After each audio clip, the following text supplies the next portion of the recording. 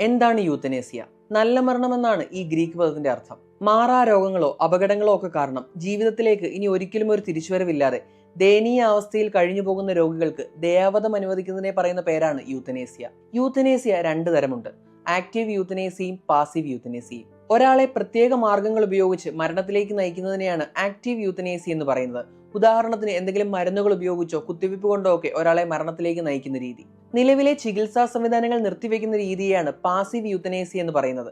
അതായത് ജീവൻ രക്ഷാ ഉപകരണങ്ങളുടെയൊക്കെ സഹായത്തോടെയാണ് ജീവൻ നിലനിർത്തുന്നതെങ്കിൽ അത് നിർത്തിവെക്കുന്ന രീതി. നമ്മുടെ നിയമരംഗത്തും ആരോഗ്യ മേഖലയിലും ഒരുപോലെ ചർച്ച ചെയ്യുന്ന വാക്കാണിത്. പ്രത്യേകിച്ച് 2011 സുപ്രീം കോടതിയുടെ മുന്നിലെത്തിയ അരുണ ഷാൻബാഗിന്റെ കേസ് പോലെ. ഈ കേസിൽ ആ ഹർജി തള്ളപ്പെട്ടെങ്കിലും പാസീവ് യൂത്തനേസിയ ഇന്ത്യയിൽ നിയമവിധേയമാക്കുന്നതിൽ ഈ കേസ് വഹിച്ച പങ്ക് ചെറുതല്ല. യൂത്തനേസിയയുടെ ചരിത്രത്തെ പറ്റി, ഇന്ത്യയിൽ യൂത്തനേസിയയുമായി ബന്ധപ്പെട്ട് നടന്ന കേസുകളെ പറ്റിയൊക്കെ ഒരു ഫുൾ വീഡിയോ നമ്മുടെ ചാനൽ അപ്ലോഡ് ചെയ്തിട്ടുണ്ട്. എല്ലാവരും കാണുക, അഭിപ്രായങ്ങൾ അറിയിക്കുക.